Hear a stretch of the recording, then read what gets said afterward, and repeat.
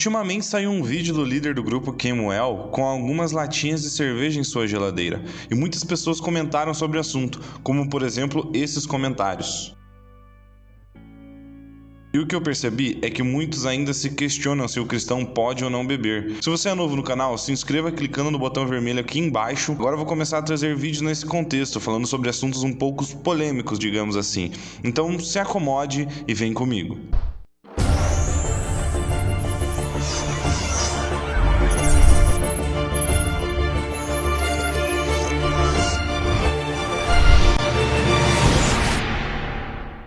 Muito antes do menino Jesus nascer, o vinho já é citado no Antigo Testamento, mais precisamente em Gênesis 9:20. Sendo Noé lavrador, passou a plantar uma vinha, bebendo do vinho, embriagou-se e se pôs nu dentro de sua tenda. Vemos então que o vinho é uma bebida cultural, que veio sendo consumida por muitos na Bíblia, principalmente nos livros onde conta a história de Jesus Cristo. Quando nasceu Jesus, as bebidas mais seguras da época eram o vinho e a cerveja, por conta da contaminação da água. Então era muito comum que todos bebessem vinho, até mesmo as crianças, para uma saúde melhor e menos problemas de infecção por uma água de péssima qualidade. Mas a grande pergunta é, o vinho que Jesus bebia tinha álcool? Bom, o texto mais famoso sobre a questão de Jesus e o vinho é a transformação da água em vinho feita por Jesus em um casamento, que foi inclusive seu primeiro milagre. Vejamos a descrição do milagre. Tendo o mestre Sala provado a água transformada em vinho, não sabendo de onde viera, se bem que o sabiam os serventes que havia tirado a água.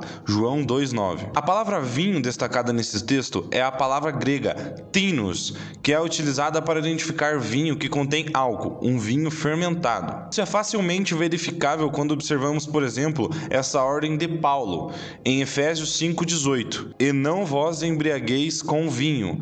No caso, ele usa a palavra tinos, no qual há dissolução, mas enchei-vos do Espírito. Observe que Paulo usa a palavra grega tinos, justamente para orientar que não se deve embriagar-se.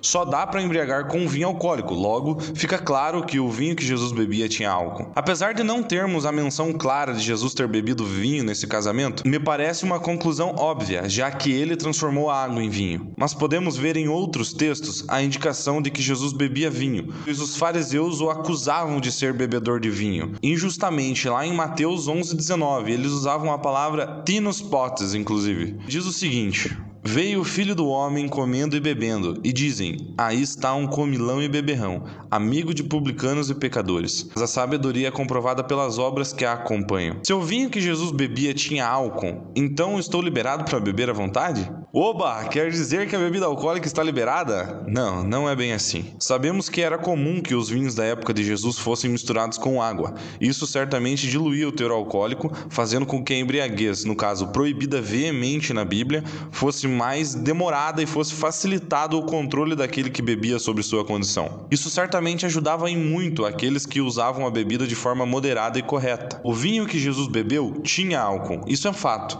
No entanto, é importante que não usemos esse fato como uma licença para se entregar às bebedices, como se Jesus tivesse feito tal coisa. A Bíblia tem advertências claras quanto ao perigo das bebidas. Provérbios 23, 29 até 35 diz o seguinte: de quem são os ais? De quem as tristezas? E as brigas, de quem são? E os ferimentos desnecessários? De quem são os olhos vermelhos? Dos que se demoram bebendo vinho, dos que andam à procura de bebida misturada. Não se deixe atrair pelo vinho, quando está vermelho, quando cintila no copo e escorre suavemente.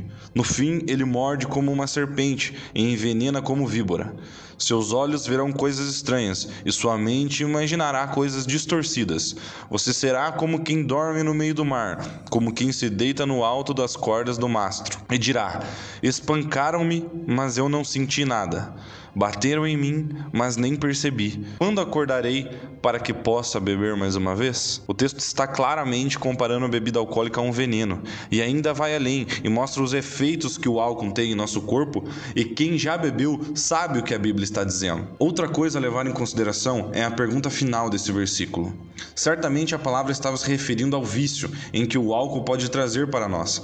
quando ele fala a seguinte pergunta: quando acordarei para que possa beber mais uma vez? Por isso é super perigoso se aventurar no mundo do álcool, pois quem está bebendo nunca sabe dizer qual o limite para estar no ponto de embriagar. Além disso, acho importante que a questão cultural também seja levada em conta. A bebida na cultura judaica era vista de uma forma bem diferente do que é na nossa. Em nossa cultura, a bebida não é vista com bons olhos quando faz parte da vida de um servo de Deus. Por isso, devemos tomar cuidado, não só com a embriaguez, mas com um bom testemunho cristão, além, é claro, dos graves problemas de dependência que a bebida pode trazer. Aí você diz: mas não tô nem aí para que os outros vão dizer de mim. Bom, isso é um pensamento muito errôneo, pois devemos pensar sim no próximo, não por conta do que ele vai dizer sobre nós, mas por conta do que esse ato pode influenciar na vida do próximo. Não entendeu? Acompanha comigo. O alcoolismo é uma doença que se caracteriza pela incapacidade de controle sobre a ingestão de álcool devido à dependência física e emocional. Segundo a Organização Mundial da Saúde, 3% de toda a população brasileira com mais de 15 anos é alcoólatra. Pode parecer pequeno, mas esse percentual representa mais de 4 milhões de pessoas. É quase o dobro de pessoas que habitam em Belo Horizonte. Isso que estamos falando só do Brasil. No mundo, a média é de 7,5% da população que experimentou em algum momento do ano o consumo excessivo de álcool. Um estudo realizado em 12 de abril de 2021 pela OPAS, Organização Pan-Americana da Saúde, revela que beber contribui para mais de 300 mil mortes todos os anos. A OPAS pede aos países das Américas que limitem o horário para a venda de álcool, proíbem publicidade de bebidas alcoólicas e aumentem os impostos sobre esses produtos. Segundo eles, o consumo de álcool foi 100% responsável por cerca de 85 mil mortes anuais durante o período de 2013 a 2015 nas Américas, onde o consumo per capita é 25% superior à média global. Imagine como está nos dias de hoje, onde vemos jovens nas redes sociais e às vezes até menor de idade, bebendo e fumando como se fosse super normal e pior, influenciando várias pessoas a fazer o mesmo. Entende o porquê devemos ser um exemplo nessa terra? Jesus nos chamou para sermos a diferença nessa terra e ainda melhor, lá em Mateus 5:13 ao 14, ele nos diz o seguinte: vocês são o sal da terra, mas se o sal perder o seu sabor, como restaurá-lo? Não servirá para nada, exceto para ser jogado fora e pisado pelos homens.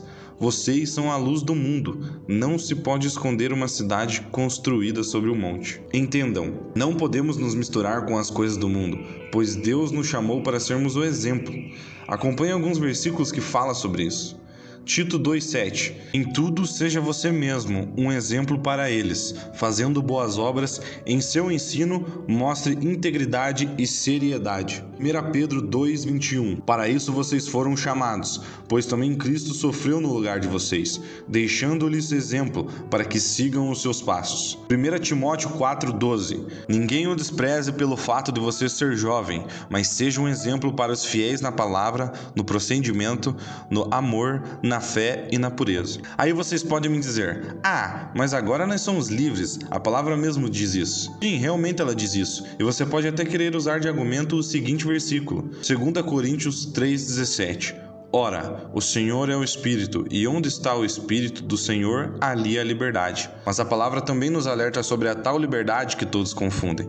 Lá em Gálatas 5,13: irmãos, vocês foram chamados para a liberdade, mas não usem a liberdade para dar ocasião à vontade da carne. Ao contrário, sirvam uns aos outros mediante o amor. Como eu disse antes, muitas pessoas no mundo estão lutando diariamente contra o vício do álcool, e às vezes tudo o que ela precisa é de uma mensagem de amor que Cristo Jesus nos mandou entregar. Mas ao contrário disso, o que ela encontra? Abrindo suas redes sociais e buscando os cristãos conhecidos hoje em dia e vendo a maioria bebendo ou praticando obras que não convém um cristão praticar. Entenda que não estou dizendo que são todos que praticam isso, mas precisamos tomar cuidado, pois acabamos perdendo uma alma como esta por estarmos vivendo como o mundo. Mas se mesmo assim você ainda bater na tecla de que a Bíblia diz que você pode beber sim, mas não deve apenas se embriagar e que você é livre para isso, eu peço que você acompanhe mais uma vez um outro texto da Bíblia e veja a importância de pensarmos sempre no próximo. 1 Coríntios 8, do 9 ao 13, diz o seguinte: contudo, tenham cuidado para que o exercício da liberdade de vocês não se torne uma pedra de tropeço para os fracos. Pois se alguém que tenha consciência fraca vir você que tem esse conhecimento conhecimento comer num templo de ídolos, não será induzido a comer do que foi sacrificado a ídolos? Assim, esse irmão fraco, porque em Cristo morreu, é destruído por causa do conhecimento que você tem. Quando você peca contra seus irmãos dessa maneira, ferindo a consciência fraca deles, peca contra Cristo. Portanto, se aquilo que eu como leva meu irmão a pecar, nunca mais comerei carne, para não fazer meu irmão tropeçar. Eu tenho certeza que você não quer pecar contra o próprio Cristo, não é mesmo? Entenda que a liberdade que Cristo lhe oferece é para você se ver livre de todas essas amarras do diabo que existem na terra. É por isso que lá em Gálatas 5:1 ele diz o seguinte: para a liberdade foi que Cristo nos libertou. Permanecei, pois, firmes e não vos submetais de novo a jugo de escravidão. Não queiram o jugo da escravidão, mas pelo contrário, aceite o jugo de Cristo, que é suave e o fardo é leve. Apesar de concordar que a Bíblia proíba apenas a embriaguez, me pergunto, quanto de bebida é necessário para que eu me embriague? Ainda não encontrei alguém que respondesse satisfatoriamente essa questão. Além do mais, o consumo de bebida alcoólica pode facilmente me enganar a me levar à embriaguez. É o que acontece com a maioria. Toda pessoa embriagada diz saber o limite. Nesse sentido, o organismo de cristãos ou não cristãos é igual. O limite é quase sempre desconhecido. Alguns países estabelecem limites que determinam o que é estar embriagado ou não. O interessante é que esses limites são bem diferentes entre eles. Por exemplo, na atual lei de trânsito brasileira, uma única latinha de cerveja já poderá fazer o motorista ser considerado impedido para dirigir. Qual seria a real quantidade que causa a embriaguez? Não sei, não existe um consenso. Por isso, prefiro não brincar com algo tão forte e viciante quanto o álcool. Espero que vocês tenham entendido o motivo pelo qual eu não concordo que cristãos bebam e espero pelo menos ter mudado algum pensamento errôneo que a sociedade possa ter colocado em sua mente. Para finalizar, quero deixar mais um texto bíblico e tenha certeza que irá te impactar, pois Cristo nos chamou para viver uma vida de bênçãos com Ele e não iremos nos perder naquilo que o mundo nos oferece. Filipenses 3:17-21. Irmãos, sigam unidos o meu exemplo e observem os que vivem de acordo com o padrão que lhes apresentamos. Pois, como já lhes disse repetidas vezes, e agora repito com lágrimas, há muitos que vivem como inimigos da cruz de Cristo. Quanto a estes, o seu destino é a perdição. O seu Deus é o estômago e tem orgulho do que é vergonhoso. Eles só pensam nas coisas terrâneas. A nossa cidadania, porém, está nos céus, de onde esperamos ansiosamente um Salvador, o Senhor Jesus Cristo. Pelo poder que o capacita a colocar todas as coisas debaixo do seu domínio, ele transformará os nossos corpos humilhados para serem semelhantes ao seu corpo glorioso. Que a paz de Deus esteja com todos.